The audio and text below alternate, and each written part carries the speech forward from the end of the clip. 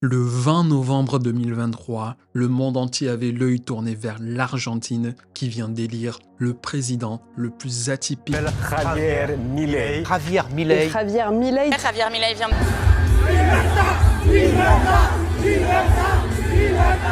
Javier Milei avait un plan pour sortir son pays de l'impasse économique et sortir les populations les plus vulnérables de la pauvreté.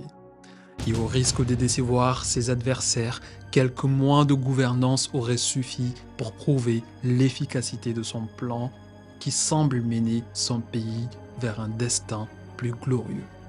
Et tous les chiffres le prouvent.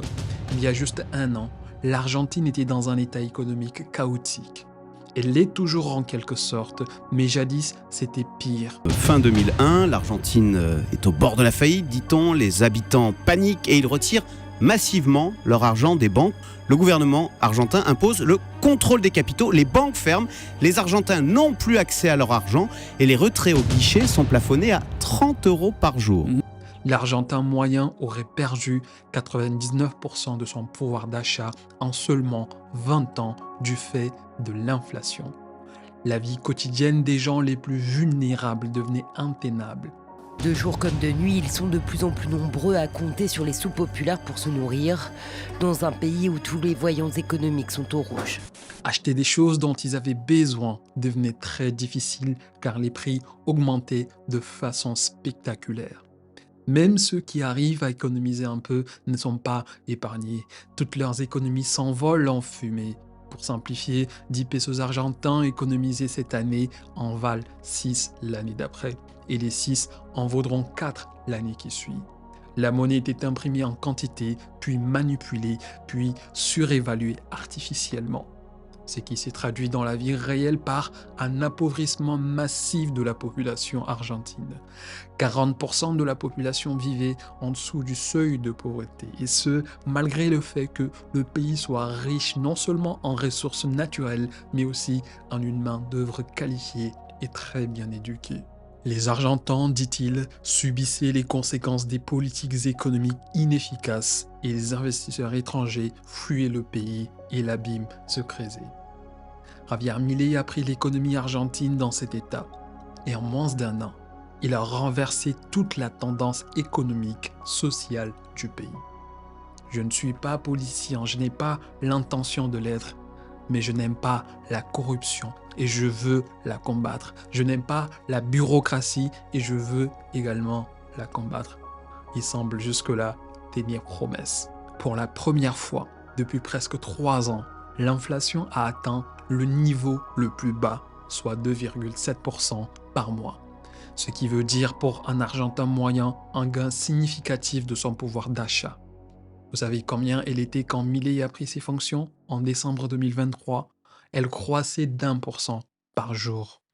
Pour la première fois en 15 ans, le secteur public national a enregistré 9 mois consécutifs de surplus budgétaire, une première depuis 2008.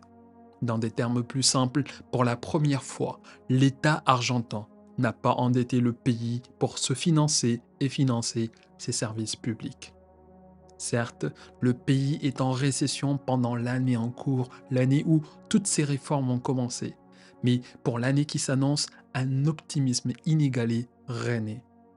Des experts prédisent que l'économie du pays passera de l'actuel état de récession à une croissance de 5% pour certaines estimations et jusqu'à 8,5% selon une prédiction faite par la banque JP Morgan Chase qui met en avant, encore une fois, l'optimisme autour des réformes faites par le nouveau président. Il semble également que les investisseurs qui, jadis, ont fui le pays reviennent et investissent de l'argent dans le marché, ce qui s'est traduit par une augmentation de 125% de la valeur marchande des entreprises argentines cotées en bourse. Et vous savez ce qu'il a fait?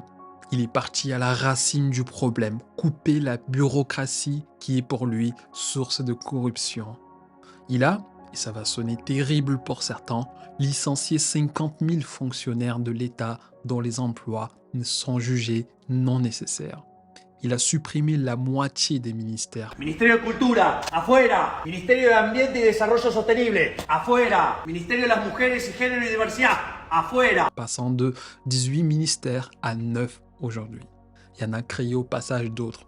Par exemple, il a créé un ministère du capital humain et un ministère de la dérégulation dont la fonction est de supprimer 1 à 5 régulations par jour.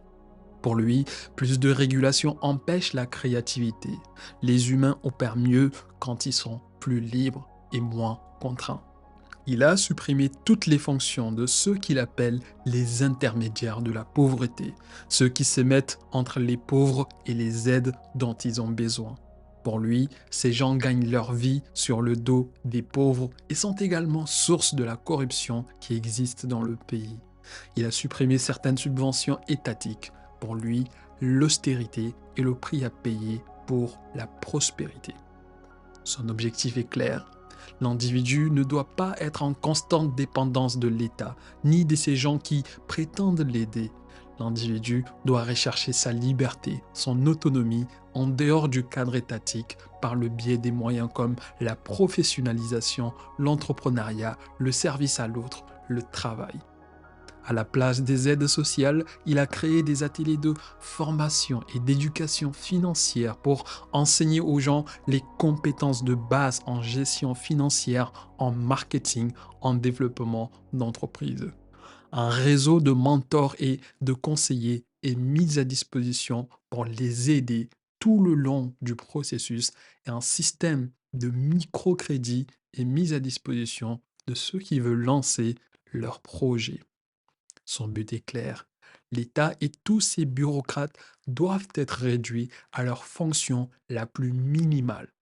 Et l'individu recevra de l'État plus de moyens de se libérer que des incitations qui le rendraient encore plus dépendant. Tout cela peut sembler utopique pour certaines personnes qui peuvent douter de la faisabilité de telles réformes. Mais il prend l'exemple de l'Irlande qui, dit-il, il y a 50 ans, était le pays le plus pauvre d'Europe.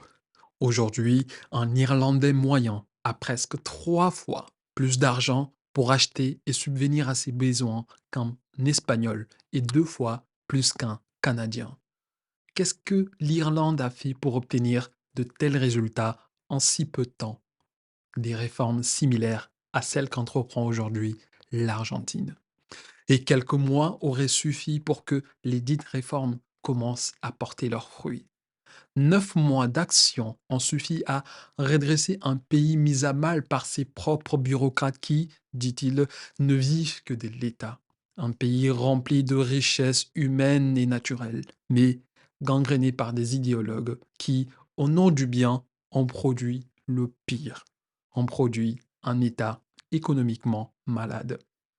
À mesure que le pays se rétablit et devient responsable dans ses dépenses, dans son attitude, la confiance également se rétablit.